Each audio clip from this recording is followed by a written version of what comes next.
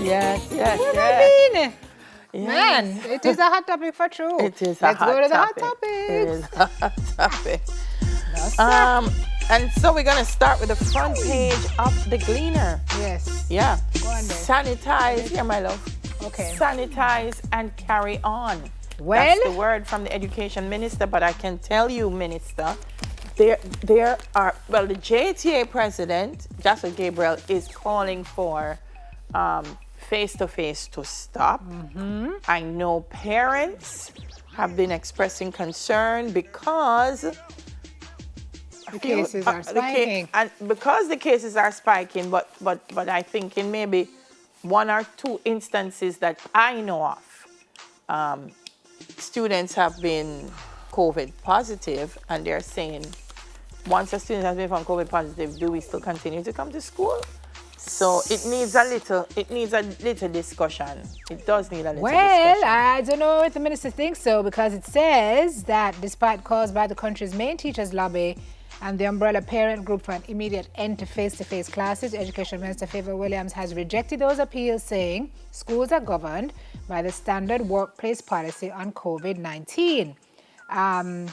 It can't be though, because the workplace policy are for people who are adults. Well, let me tell you what it And says. schools are for children, It and says- so adults are more mature.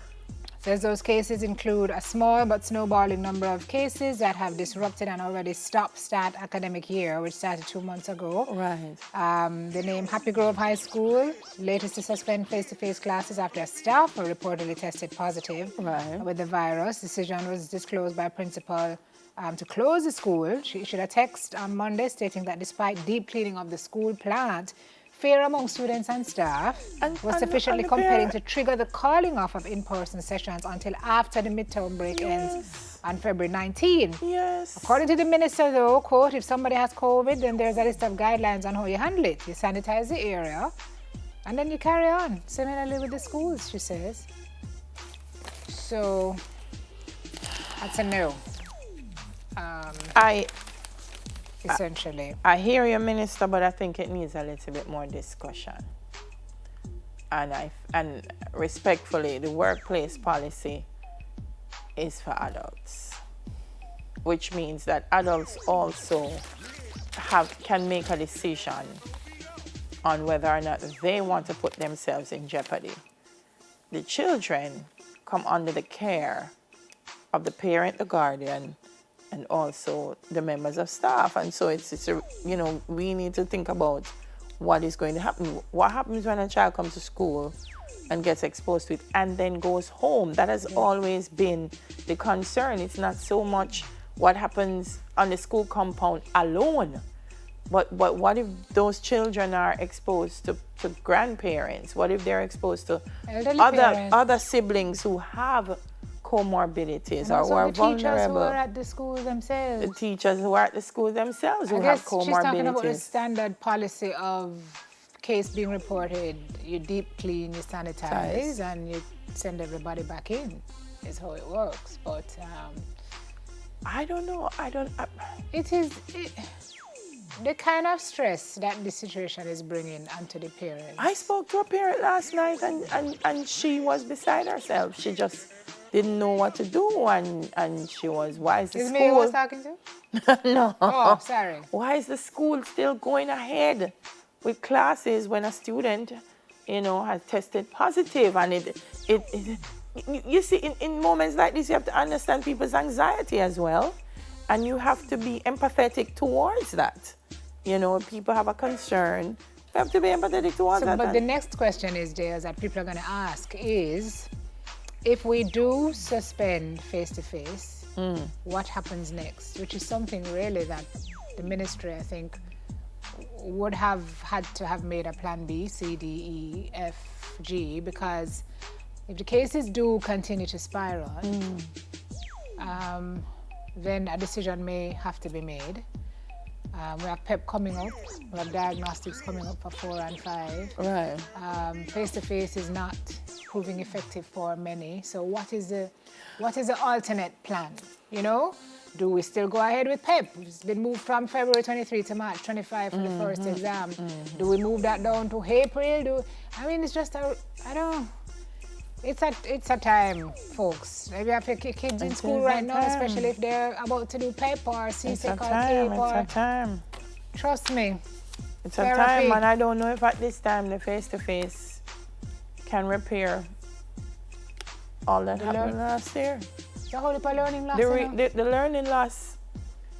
The whole heap of learning loss. I don't know if the learning loss can be fixed in 2 months, 3 months. So some tough decisions have to be made. But I mean, if it even means shutting down the school for 2 weeks, you know, which is a quarantine time. So and then bringing the students back, even if you're not closing down face to face, but I think a day or two of return is really it is troubling for the students. Here's the other thing. Close it down for even a week and then bring them back. What parents are thinking about now is that we have a midterm coming up, and you know when midterm come, some parents like to take the kids and head out. Yeah. To the country and. I mean, hotel and holiday, right? Yeah. So a lot of schools are worried about what happens post the holiday coming up.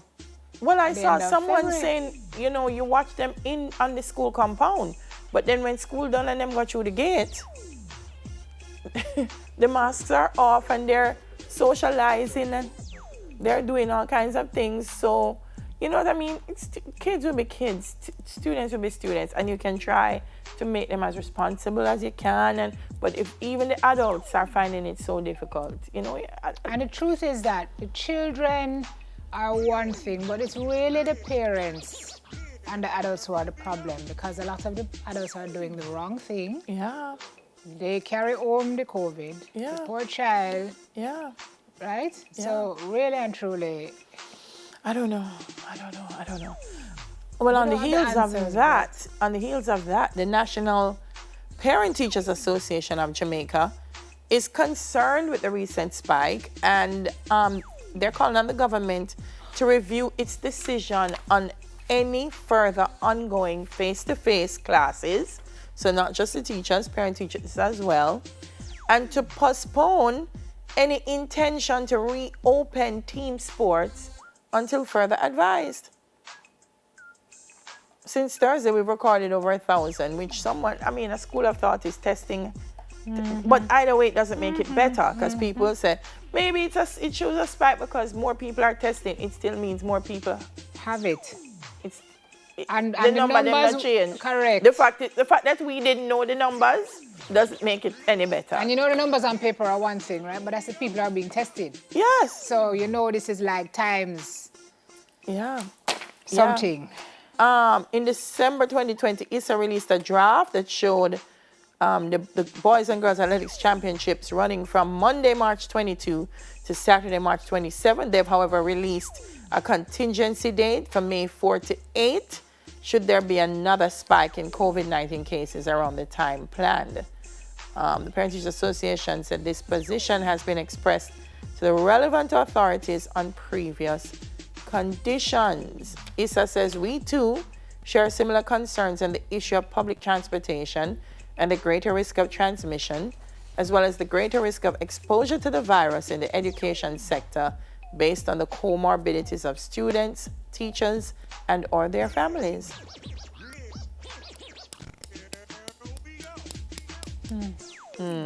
St. Thomas Technical closed its doors on Friday because of COVID-19.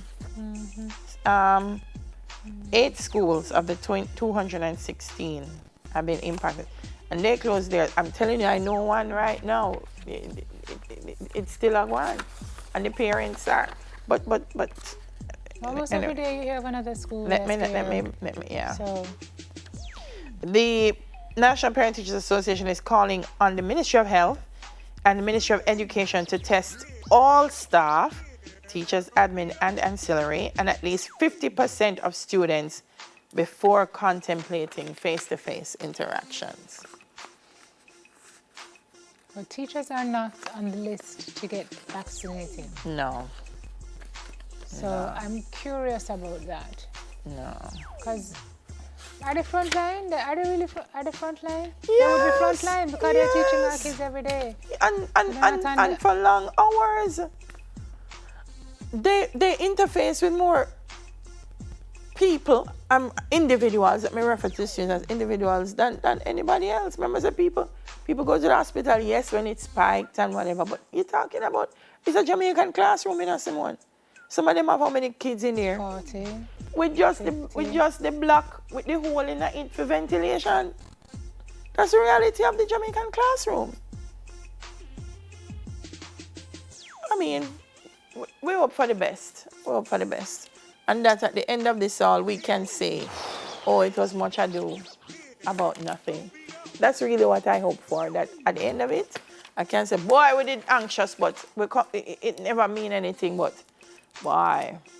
I feel like to err on the side of caution is... I'm going to start a support group. Yeah. For parents who have kids. Yeah. Doing it. I'm going to call it pep talk. Anybody interested? Yeah. I'm going to do it. God, trust me. My anxiety is through the roof. And I know, based on feedback, that there are a lot of concerned parents who feel like they don't know what to do. So even to talk it through, you can do that, right? Yeah. Share. Yeah. Sharing is caring.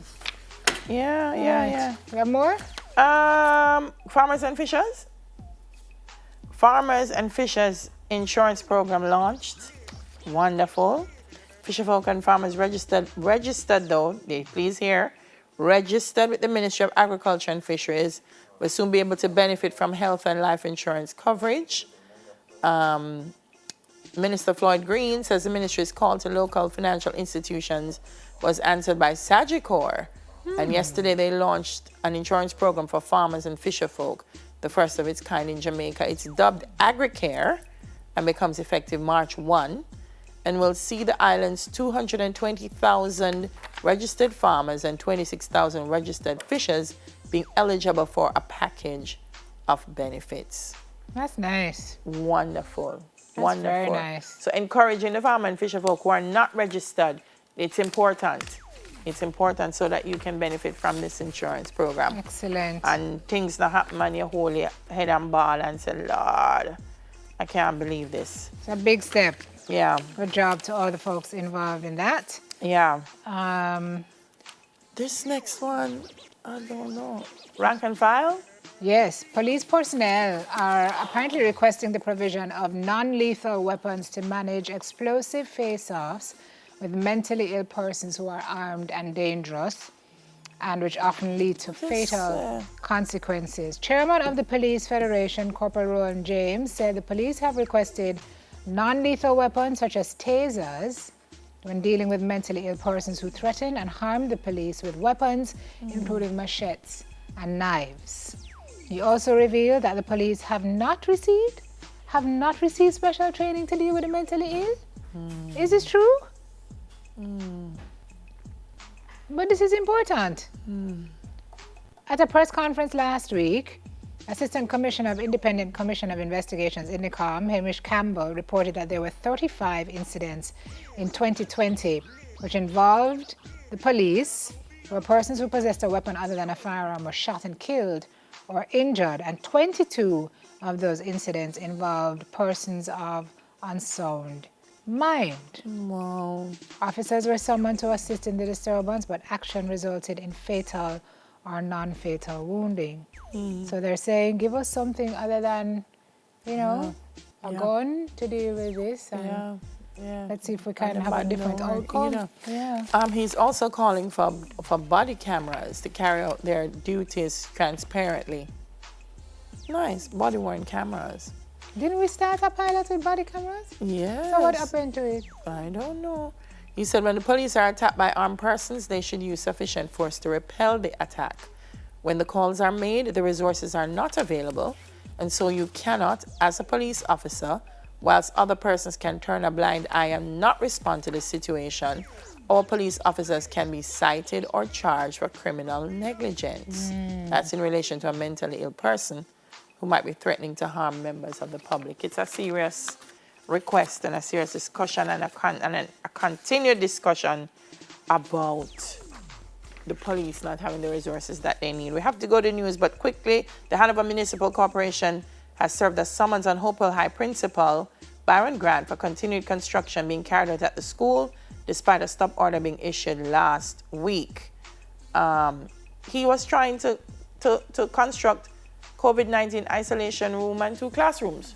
So, under a municipal corporation, I understand principles and I understand everything and regulations, but if the pitney them now know where to go, what the principal are going to do? I must ask him. Sort it out for me now, please.